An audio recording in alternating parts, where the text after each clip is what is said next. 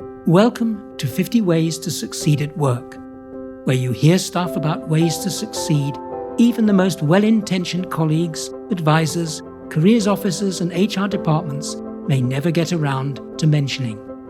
Today's podcast is about perfect appearance, or why your appearance may affect your success. Does it matter how you look at work? Isn't it what you do that counts? Maybe.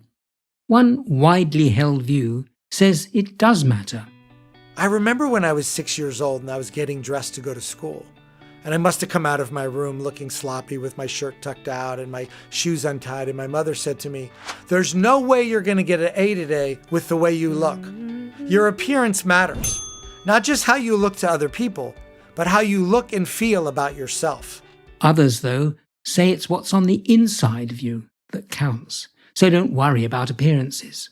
Other workplaces take yet another view and impose an actual dress code. You're okay to wear casual or informal clothes in many workplaces, but not in stuffy banks and big financial organizations. Having a loose tie or none at all can lose you brownie points on your way to the top. How you look at work matters. Let's call it your demeanour. That includes more than just your choice of clothes. For example, job candidates and employees, perhaps like you, continue to be rated by some employers on how closely your features match the typical masculine and feminine standards. There's even a name called the lack of fit model. Thankfully, this fit model is rapidly going out of fashion, favouring more tolerance of transgender and non-binary attitudes at work.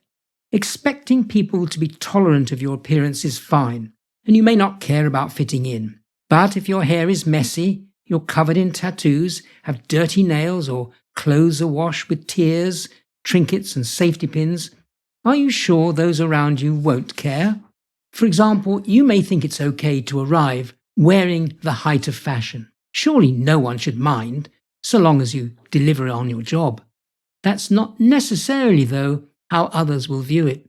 Your demeanour continues to influence your success journey. So check out what people at work expect of your physical grooming and appearance, your demeanour.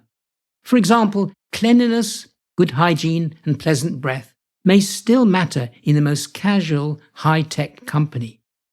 Got any doubts still? Then dress up smart and be sure you know the limits.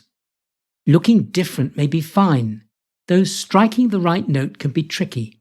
It can affect how people feel if it suggests you don't seem to fit in or even want to. Now for the most crucial part of this podcast.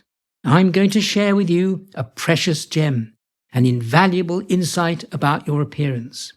This treasure can affect your search for success at work and says, your demeanour profoundly impacts how you think about yourself. We've already touched on how it affects the perceptions of others. Let's spend a moment on how you feel about yourself and your demeanour. Let's just take one example that has nothing to do with clothing.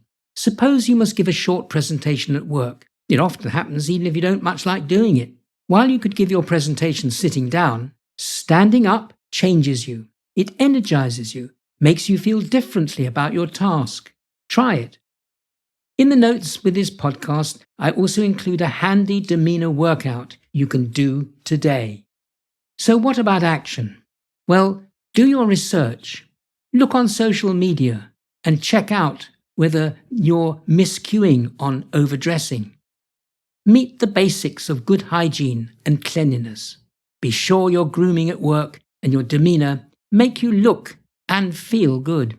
And the takeaway from all of this? Well, more than 1 in 4 employees have experienced discrimination due to their looks. Most often it happens to women. Check out what people at work expect about appearance.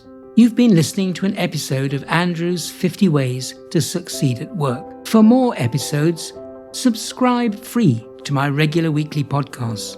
You can catch up on past ones at the50ways.site, where you can also become a foundation member with access to e-learning units, transcripts, further reading links, and the forum, where you can ask questions, share problems, and join a growing community of people who seriously want to succeed at work. Thanks for listening, and bye for now until next week.